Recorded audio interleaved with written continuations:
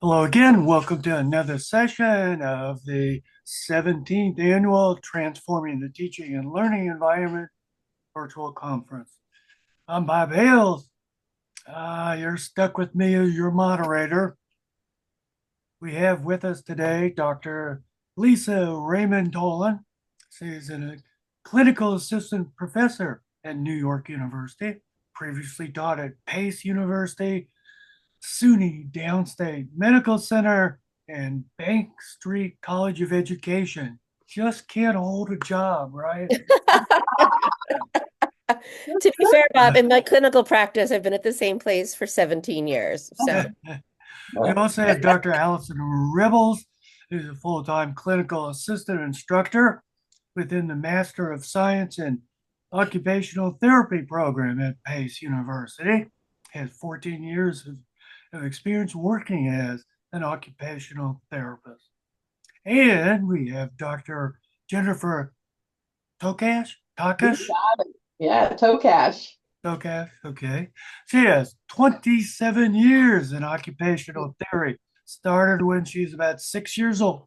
that's That's right. exactly right, Bob. Specializes in neuro rehabilitation and traumatic brain injuries.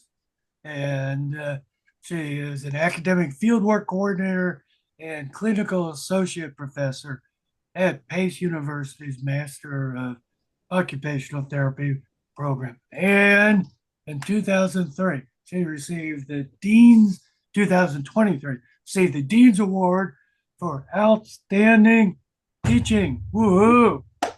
Now, they're going to talk to us about beyond scrolling, students creating social media content as learning tools. Take it away. Thanks, Bob. That was quite a Thank welcome. you. Yeah. Okay, so it says here a show of hands. I guess you can use the little hand raising icon, or you can throw something in the chat box. If you watch social media, or if you have created content before, and this could be, either on your own personal account or for a company or as part of a class. And then do your students create content related to their learning? So as an educator, are you having your students create content in your class? And then do you create content as part of your class? So are you actually creating content to use as learning tools for your students? Just a couple questions to think about. I see some thumbs up, some thumbs downs. Looks like we have an array of people here with different experiences with content creation, especially using them as learning tools. So welcome everyone. We are going to share our project with you and the way that we have really used some innovative teaching strategies in our classrooms using social media, which was a project that was inspired by our students, and it's come Sorry. a long way. So occupational therapy, for those who don't know or who have heard it and are not totally sure of exactly what we do, we work with individuals across the lifespan. And we work in a variety of different settings. So sometimes it can be a bit confusing exactly what our expertise, what our role is. But at the heart of occupational therapy is that we are skilled at looking at the activities that are meaningful to you to participate in on a daily basis. And this is going to vary depending on the stage of life you're in, depending on your interests, your values, and the individual that you are. So we are looking at those meaningful occupations and then breaking down all of the components of those occupations so that we can identify where the barriers and the challenges are and where your strengths are so that we can help our patients and our clients participate in those activities that they need to do and want to do on a daily basis. And what makes us very unique is that we use occupation. So our goal is participation in these meaningful occupations, but also as a therapeutic modality, we use occupation. Our clients and patients will participate in occupation to further their healing. So part of what comes with looking at occupation and participation in occupation is we look at the environment. And we look at the context in which individuals are participating in these occupations. And when we talk about the environment, we're not just talking about the physical space, although a big piece of it is the physical environment. Is it set up so that individuals are best able to participate? Do there need to be any adaptations to the environment to help an individual more successfully participate in their meaningful occupations?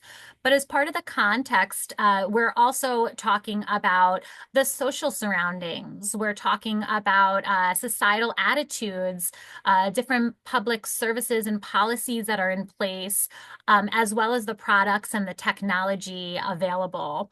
And how the environment impacts participation is going to be very different depending on the individual, and also how the environment how the environment impacts participation also evolves and changes with each generation. So with our current generation that is immersed in education, we have our Gen Z that is immersed in this virtual environment of a variety of different social media platforms. And this major shift in this environment occurred right around COVID, right, where communicating via social media, the use of these mediums as communication, but also education went virtual and education went remote as well. So texting, TikTok, Instagrams, the consumption of information through podcasts has been gaining popularity and been gaining it very quickly. So we thought for our students, because it's very easy to think about this increased consumption of social media and these virtual platforms as being a barrier to education, right? Something that takes time away from their studies, something that distracts them during their class, provides kind of this means of wasting time, in quotes, right? So we thought as educators and as occupational therapists, how can we flip our mindset about this? And instead of seeing this engagement in social media as a barrier to learning, how can we use it as a support for learning? And that was kind of the driving force behind this project. And another driving force behind this project, actually, it started with our students doing this organically. When they were in different labs, they do a lot of hard science in the first year of their program, like neuroscience and anatomy and physiology. They started doing these Insta Reels and TikToks just of ways of like reinforcing their learning and then sharing it with each other as ways to get a reminder of what they did in lab or what they learned that day, and have a visual and really fun way of like studying again. So we actually built this off of our students doing it, and they were learning how to do it, and they became more and more sophisticated at it. And then they are in charge of PACE's social media Instagram account. So they started sharing with our, input and facilitation, sharing it on PACE social media, which kind of is where this whole thing came from. So I've got to give full credit to our students because the whole thing really started with them. But because we're educators, we do like to ground ourselves in various learning theories to support our work. And this social media work kind of hits on all of our favorites. In Bloom's, which I think we're all familiar with, it's really great for this bottom part of Bloom's with remembering and understanding when they're doing it to remember what they learned, or different, concepts, different content. But when they start creating social media on their own, they start moving right on up this pyramid where they're creating and producing new original work. So it's very relevant to using Bloom's. It's also relevant to using Fink's taxonomy when we think about students learning to learn, caring, commitment, and motivation, that human dimension, all of those things, they can bring their own voices, their own points of view, their creativity to their learning, which motivates their learning and helps each other in a community learn together. So they're making connections, they're using critical thinking. They're all very nervous about putting out the wrong information. So they really take a deep dive to make sure that what they're sharing on social media is accurate and correct. Um, and at the end of the day, it helps improve their foundational knowledge. I'm a big fan of self-determination theory, which is not always thought of as a learning theory, but I like to think of it as learning theory. If you're not familiar with that one, it's from Ryan and Deci. They started publishing on it in the year 2000. The basic requirements for self-determination theory are autonomy, which is giving students choices so that they feel like they have a say in their learning, which this kind of work does. Relatedness, so building relationships, building community amongst themselves and with us and with an audience, perhaps, if they're sharing publicly. And then competence, that they feel comfortable that this is something that they can do, and this learning is something that they feel that they can do with like confidence and competence. I'm also a big fan of constructivism, which is all about active engagement, bringing in students' experience and background. They know way more about social media than this old lady does. So I learn from them all the time. But it's using the student perspective, student culture, to construct new learning, which I think is a really wonderful aspect of this project. And then finally, there's a learning theory I learned about through doing this work that is kind of like constructivism, but brings in this technological component, and that is connectivism. And I love number three, that learning may reside in non-human appliances. That's, I think, a sort of awkward way of saying, phones and technology. But we're creating learning tools that help our students, and if they share publicly, can help other students and help people learn about our profession, give them an opportunity to present themselves in a professional manner and make connections outside of their cohort and their school into the broader field of occupational therapy or to a broader audience. Um, and I love number five, that there's a capacity to know more than is currently known, right? So using, as Ali said, the technology, the virtual space, in spheres that they might use in their personal lives and making it a very vibrant part of their learning experience. There are four affordances from social media as identified by Boyd that I wanted to highlight. And this is what makes social media really cool. It makes it cool, but it also is things to consider, right? There's persistence. What goes on the internet is there forever. So, and that is great because it's durable and it'll be out there, but you also want to make sure that what's out there is accurate and the message that you want to share. Visibility. We said not a lot of people know what OTs are and what we do. So I think this is a great way to start sharing our field with audiences who are not familiar with us. Spreadability is we can share social media content really easily, and searchability, we can find content. So students can start looking for content from other students in OT or other related fields, so they can start learning from each other. So while we began exploring this with our students and using it as a modality for teaching, we dove into the literature a bit. And of course, the literature revealed what we had expected, that there's a lack of rigorous studies on the use of social media platform in higher education for student learning. However, the preliminary data was promising. The preliminary studies were positive with the potential to use social media platforms like TikTok and Instagram and podcasting and Facebook, using them for higher education. It was positive. So some of the benefits that we did find in the literature included increase in student motivation, creating that engaging learning environment. Something that Allison had said earlier was COVID changed a lot of learning tools for students, and we really needed to find a way to capture their attention and their engagement again. And the literature suggests that preliminarily, use of social media encourages development of skills such as creativity and curiosity. It's fostering the comprehension and active learning of the subject material. It's stimulating and motivating. It promotes collaboration and creative learning.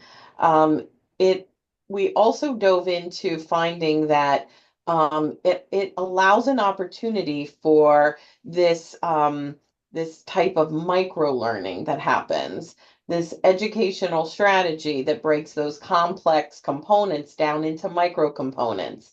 And we all know that, when you're scrolling, well, we might not all know it, but if you do use social media, such as a TikTok or Instagram, you're constantly scrolling and your attention is very, very small in seconds or minutes, rather than in large amounts of time.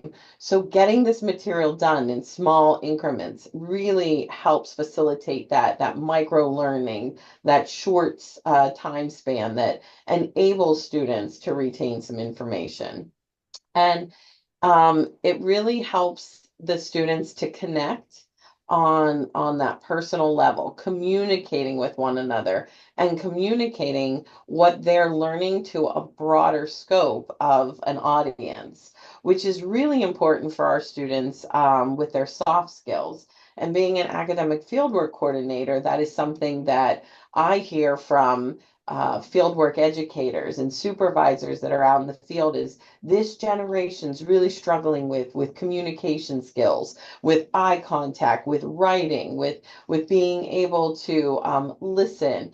And through the use of social media platforms and creating this content, we're finding that it really does help strengthen the students' ability to give more information and communicate with others. The other literature review that we were diving into was flipping the classroom and doing active learning. And as occupational therapists, we want our clients or our students, who are now our consumers, we want them to be engaged. We want them to be actively participating so that they can achieve their maximal benefit, which is learning.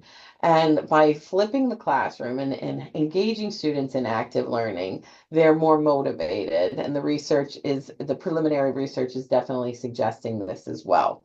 It's holding our students accountable. It's showing that they have an increase in performance outcomes. It's fostering that connection between what the theory is and what real life practice is. The students are creating content that is real life experiences that they're going through. And we'll share a couple of those videos when our students looked at the accessibility of Pace University's campus and actually dove into real life experiences of students that might need to use a wheelchair or some type of assistive device to get around the campus.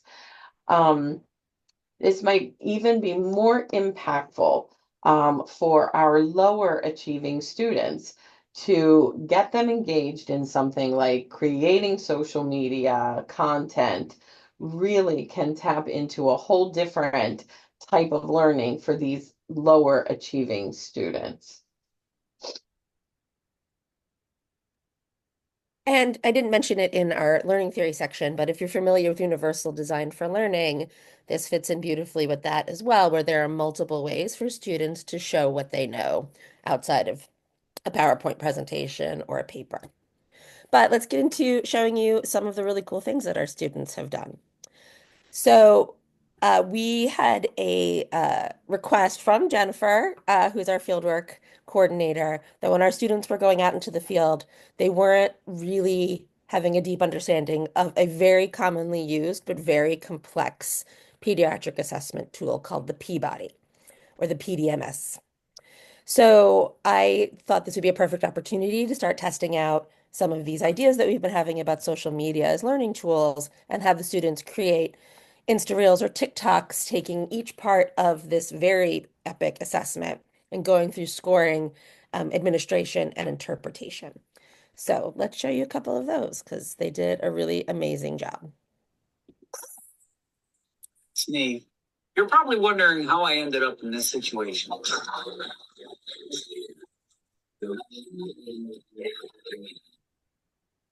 Today, we're going to be learning about the Peabody Developmental Motor Skills Assessment, otherwise known as the Peabody. This is a performance-based assessment that measures the gross and fine motor skills of children. The test consists of 249 items with 6 gross and fine motor subsets, including reflexes, sustained control, locomotion, object manipulation, grasping, and visual motor integration. The Peabody assessment is used to test children from birth to 5 years old.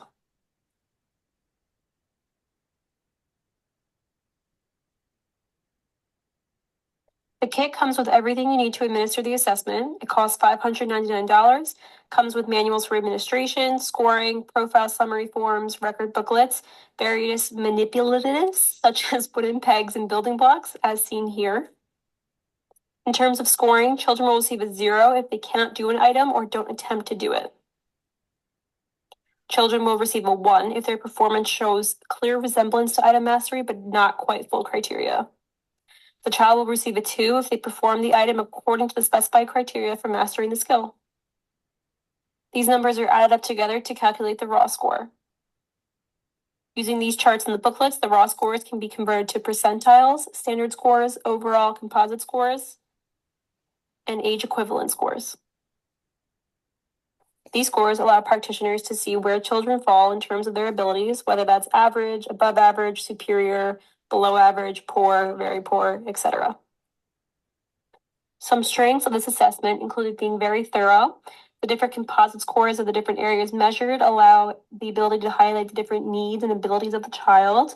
And this assessment can be administered in one or all of the quotient areas. Some weaknesses included being very lengthy. It's also very expensive. And the composite scores had questionable usefulness outside of the assessment, so something to think about. Thanks for watching. Hope you learned something. And I just want to show a little bit of this one here. The audio is not going to be crisp enough for you to really appreciate the amazing things this group of students did, but they wrote an entire song about their section of this assessment. This is not, I mean, this is a dry assessment. So the fact that like you can really like liven it up with so much joy and creativity is excellent. So I'll play you a little bit of this one. Those OTs. Yeah, they're right, please. You respect it, you confess it while you crawling, crying. You do all those little tricks and you direct you with it. You can roll it, you can kick it, you extend it and flex it, and there are 30 different motions. So let us discuss it. We do nothing. Body, locomotion 1 through 30. One thing about it is that we're OT. First, going to assess numbers 1 and 3. Trusting legs and arms, so beware body. Help with reaching and weight bearing, just like karate. I think you got hopefully you heard that well enough to really appreciate that amazing work. Peabody Developmental Motor Scales Part 2. How to score the grasping subtest.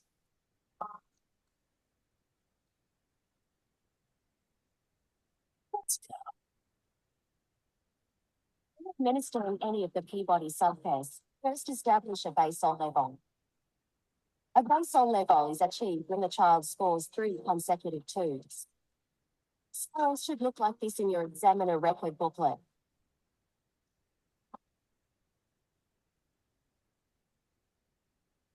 Stop administering when the child reaches a ceiling level.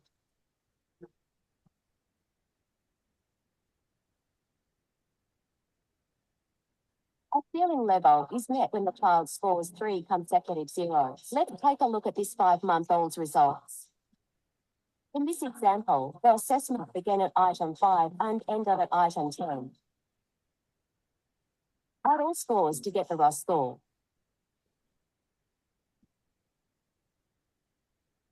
Use the Blue Examiner's Manual to find standard scores and %Is. Now find the corresponding table to begin converting raw scores to standard scores. Find subtest. Locate raw score 6. And convert to standard score. Locate percentile rank. Use the profile summary form to record data. Recorded results of 5-month-old. Graph results per visual. Of progression, section 4. Profile of item. Mastery. Note, grasping subtests may have periods of time without skill mastery. So for the purposes of the 5-month-old example, it wasn't used.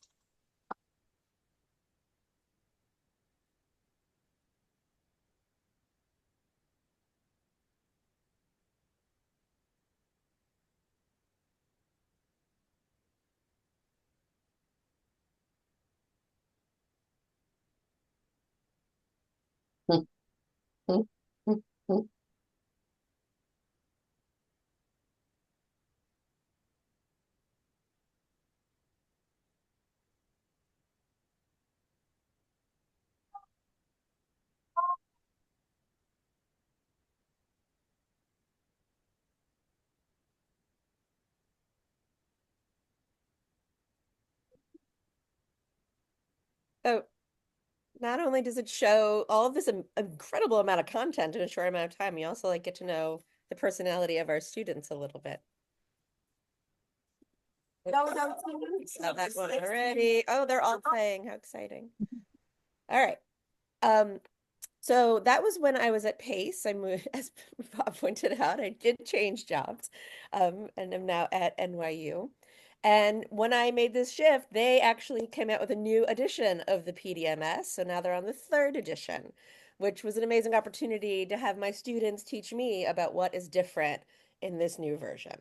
So I repeated this assignment with my NYU students, and it was really impactful for me to really understand without spending a lot of my own time knowing what is different about the PDMS and any changes that I need to know about administration. So I'll show you a couple of those. I also want to point out that students are allowed to use whatever TikTok or Instagram trends or viral memes as their structure, and some of them did do that. So you might recognize some of these ways that they've kind of built their content. Peabody Developmental Motor Skills Assessment. Of course, it tests finding gross motor abilities in early life. It's the PDMS-3. Of course, it tests things like reflexes, sustained control, locomotion, object manipulation, grasping, and visual motor integration. It's the PDMS-3. Of course, it's a test for children aged birth to 5 years old. It's the PDMS. Obviously, it's a norm reference assessment and performance-based evaluation. It's the PDMS-3. Of course, it's valid and reliable. It's the PDMS-3. Obviously, it takes 60 to 90 minutes to administer. It's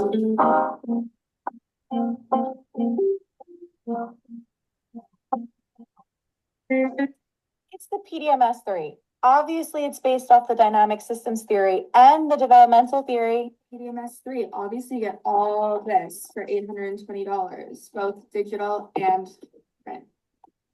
The PDMS-3. Obviously, the price makes it inaccessible in some. It's the PDMS-3. We know it could be a lengthy assessment. It's the PDMS-3. Of course, the outcomes are questionable when we're using them outside the assessment. Of course, the PDMS-3 is thorough and allows us to highlight the different needs of individuals based on their scores. PDMS-3, of course, it includes scoring 0, 1, and 2. Of course, you have to do some math with the PDMS-3. You need to convert percentiles, standard scores, overall composite quotients, and age equivalents.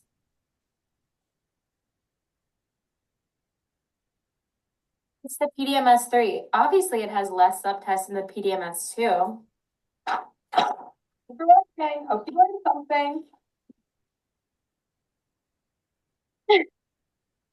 It's the PDSM-3. Obviously, it's way too close. Oh yeah, I love when they include bloopers. All right, I'm going to show you one more because this one I think is really clever in the way that they explain the different scoring conditions. So in the PDMS, you either get a 2 if you do it entirely, 1 if you do it partially, and 0 if you don't do the skill that they're asking you to do. And I think these students did a great job of figuring out a really concise way to teach that. You already know it. Silento, silento, silento. Don't he do it for me? Now watch me whip. Now watch me nay nay. Okay. Now watch me whip, whip. Watch me nay nay. Why me do it? Now watch me whip. Kill it. Watch me nay nay. Okay. Now watch me whip, whip. Watch me nay nay. Can you do it? Now watch me. Oh, watch me. Watch me. Oh, watch me. Watch me. Oh, watch me. Watch me. Oh, oh, oh, oh, oh. Watch me. Watch me. Oh, watch me. Watch me. Oh, watch me. Watch me. Oh, oh, oh. Do the stanky leg. Do the stanky leg. Do the stanky leg. Do the stanky leg. Do the stanky leg. Do the stanky leg. Do the stanky leg. Do the stanky leg. Now break your legs. Break your legs. Break your legs. Break your legs. Break your legs. Break your legs. Break your legs. All right, I think we got the gist of that. Hold on. Don't want to show these all again.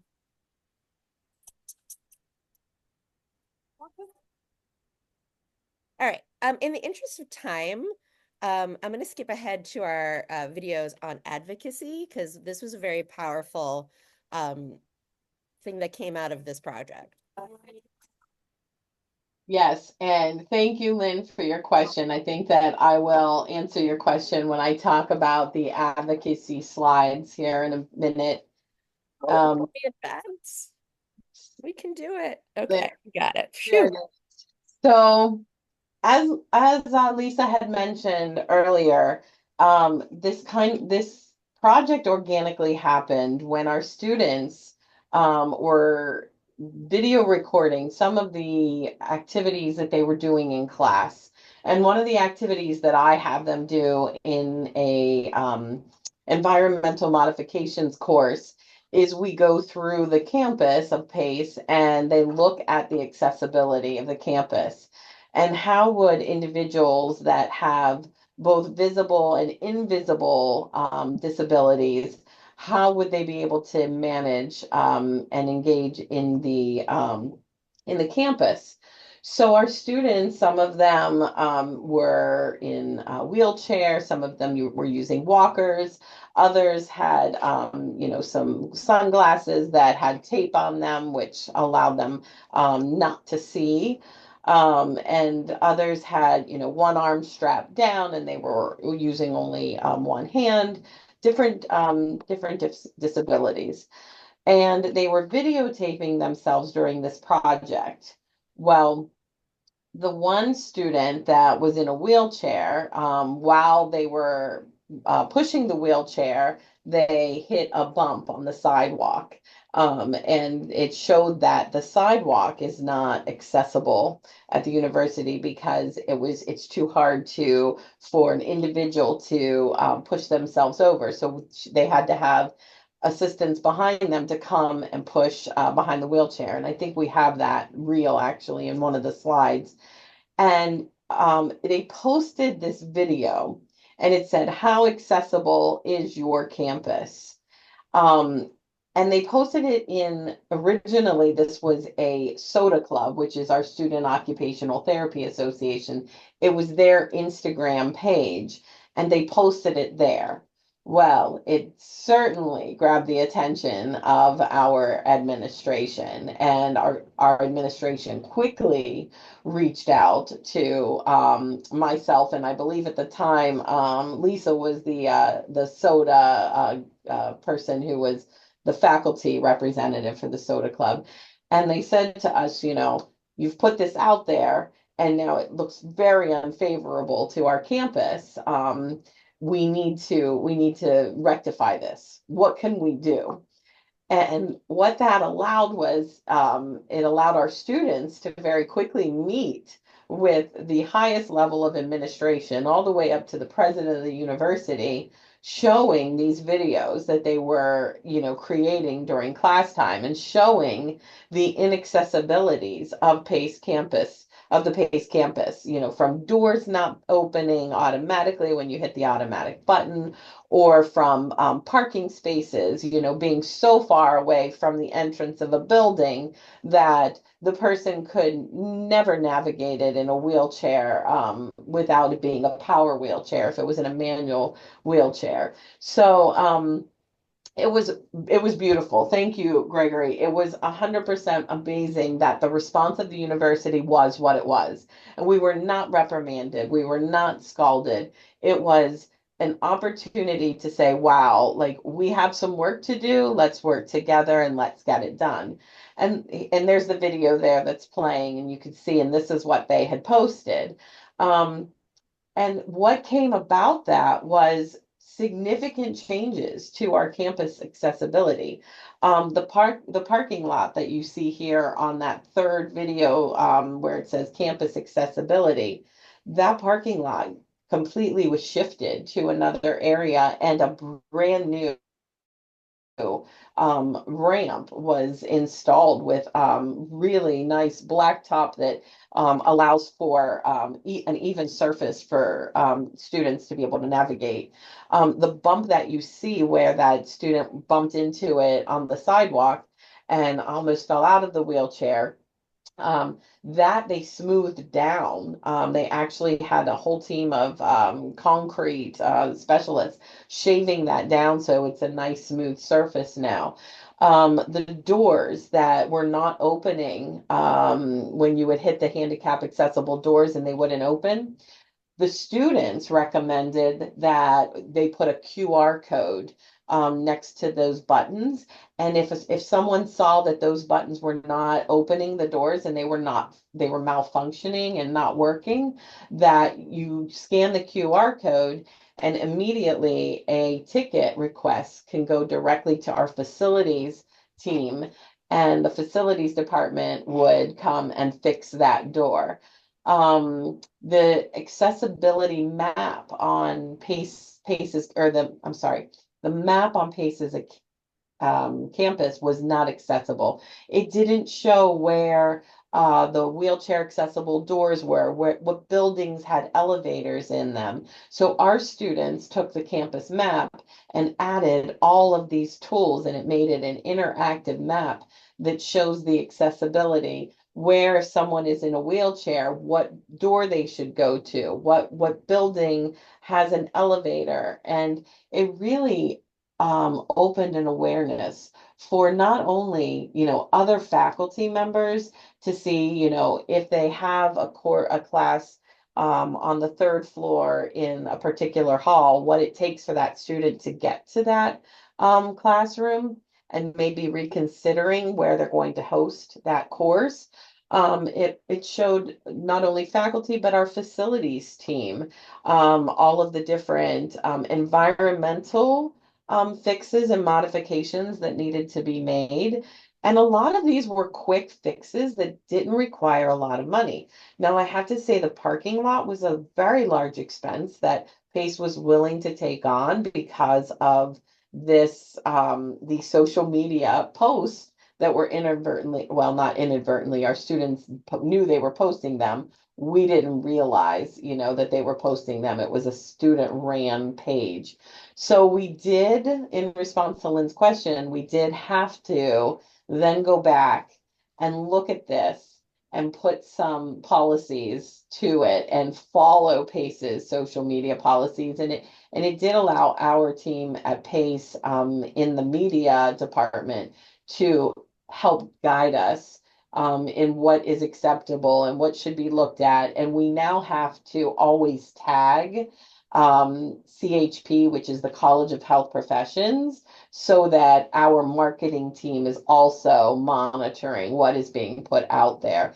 And our students now that post on social media have to go through a training session with our marketing team to make sure that they know what is allowed to be posted, how it should be posted, best practices for social media postings. Yeah, I think this project not only as Jen had given you all of the different ways that it improved accessibility on campus, but it also improved the communication between the different departments and the marketing team. And in talking about the evolving environment, this virtual environment plays a bigger role in all areas of lives now. So different policies need to be put in place. So as Jen had spoke about, we now have the students who are handling the social media page go through training. They are required to have their captions approved to make sure that their information that they are disseminating is correct. And Pace University has also implemented a marketing and communication strategic planning workforce committee as well. So I feel like a lot of positive change came out of that initiative. So unfortunately, we don't have time to make content together, but if you're interested and you're not familiar with content creation, Canva is a great way to help you figure it out. And you can also just make content directly on Instagram or on TikTok. But Canva is a great way if you're new to it and gives you some good graphics and some good templates.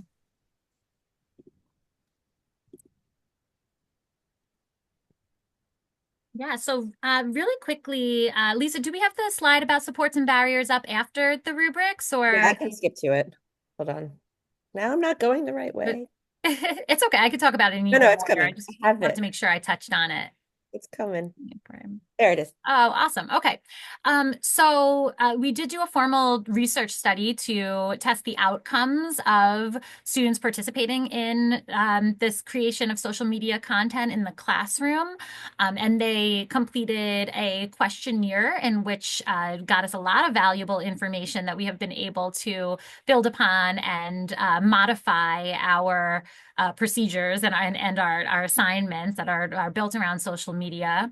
And so the supports that were noted were increased enjoyment in learning. We find that students enjoy learning this way, even the ones who aren't so comfortable with social media content. There's always a lot of laughs, and they get to really hang out with their classmates while they're putting together this assignment, as opposed to just working off a Google Doc and putting together a dry assignment. Increased connectedness with peers is a really great way to facilitate that group interaction, especially in the early days of getting a cohort together. As you can see, personalities come out. So it helps the students build that sense of connection with each other, and increased enthusiasm for course content. So students tend to be a lot more excited about creating an Instagram reel to review an assessment than if they were, taking home paper that they had to put together. Another support that I just want to throw in there that we noticed, and this came from a conversation that I had with Jen yesterday. So Jen, if you have another take on it, please feel free to jump in. But with this new way of life with AI, right? When we are giving our students assignments, we have to think of creative ways so that we know that they are the ones who are doing the critical thinking. And with AI becoming so much more powerful and so much smarter, that's going to become harder and harder to do. But with these Instagram reels, there's no faking it. They have to be taking in the information and then creating content around it that we know that they are actually understanding the information and able to work with it. So I feel like we all feel like it's a very, innovative way right now that really suits the needs of the educational environment.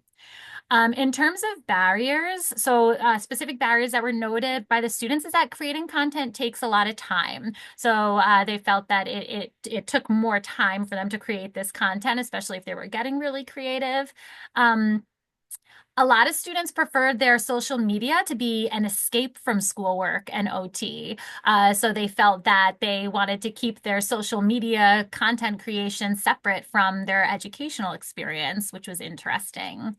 And this was very interesting to us that some of the students noted that when they were consuming and viewing this OT content and putting this OT content out there on their own social media pages, it was actually changing the algorithm so that they were getting more videos that were occupational therapy focused, which we would hope that all of our students would find that as a plus.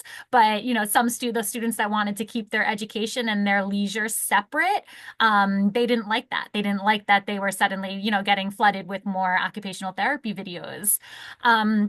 And the fear of making mistakes in content and spreading misinformation to viewers. So I think that this became a lot more of an issue as the social media page really grew in terms of its impact that it was having. And I think it started out as just a fun kind of way of learning material, and it developed into an Instagram page that prospective students go to when they are checking out our programs.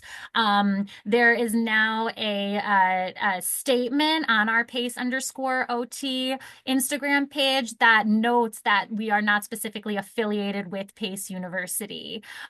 So students became more aware of feeling like they were worried about presenting misinformation and didn't want that to happen. So more supports have been put in place, such as the meetings with marketing, such as the strategic planning workforce, and also having an advisor that they know they can always reach out to bounce ideas off of and to check their work. And then I think the last thing that we're going to talk about is the rubrics. I'll just touch on that real quick. So of course, when we are using this content creation as an assignment, we had to be a little bit more creative in terms of how the students were being graded, because you can't just grade the students based off of how entertaining their content was, because that would be very subjective and not fair. And also, we need to hit on standards as well as educators. So we need to make sure that students are demonstrating their knowledge in certain areas. So when thinking about our rubric, we had to think of a way to balance out this delight with this rigor. So is their content creative? Is it enthusiastic? Are they not just reading from a PowerPoint slide? Are they really putting the effort in to engage with the material at the level in which the research says is effective? Versus, are they understanding the concepts? Are they applying the concepts? Is it clear? Is it accurate? Are they using clinical judgment? So here we have just a couple of different rubrics that went about this in a slightly different way. As you can see on this one, the way that we started to create and structure these rubrics is that they're checked on timeliness, of course, the relevant and accuracy of the information, how organized it is, and then that spelling and grammar. And then this application of content area, I had decided to change this into a checklist. So this whole rubric could be used for any social media project that they do. And then this checklist could just be changed based on the specific standards that they need to be hitting on for that specific assignment. So just a couple different ways. It's always a work in progress in terms of how we're grading our students and making sure that that is all objective. But work in progress, but just some ideas. I know we're out of time, but we wanted to let you know that this is an ongoing project. We're still collecting data from students. We recently had an article published in OT Practice magazine back in November. And if this is something that's interesting to you, please shoot us an email. This is my email. And Bob, is our emails available to people who attend in another way?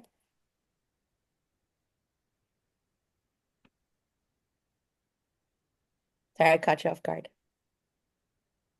We I can't just hear you. put mine in the chat. We'll put So it in the chat. Perfect. put it in the So chat. please, if you're doing this kind of work and you're interested in it and you want to do research on it, give give us a holler. I don't think we have time for these takeaways, but I'll share them visually. But do we have time for a couple of questions? It And looks just like to there's answer one. the question from Gregory, just really quickly to touch on, for students who are shy and being on video, even more the reason for them to get creative. There could just be their hands in the video, or it could just be a voice overlay of some images, or in terms of working out the group process, you know, in kind of learning how to structure groups, they could be taking on more of the producer role, where maybe they're not the ones on the video and they're the ones who are cutting the clips and putting the captions. So lots of different ways to get involved without that the students can feel comfortable around. I will say that we've had students who are like, there's no way I'm going to be on camera, who then get really excited and then are on camera. No. But there's no demand that students do things that they're not comfortable with. So if they don't want to be in it, they'll do a behind the scenes role. There's plenty to do.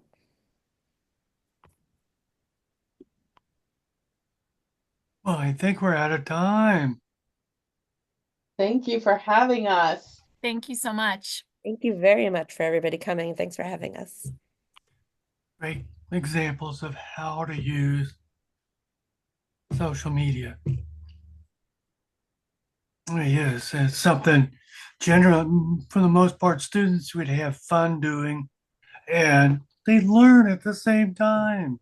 Yes, Oh, exactly. That's the idea. radical is that? Can I ask a quick follow-up question? I hope, Bob, it's okay if I grab a couple more minutes. No, we don't. We really don't. Okay. Oh, I'll well, email. okay. Speak fast, Craig. Okay.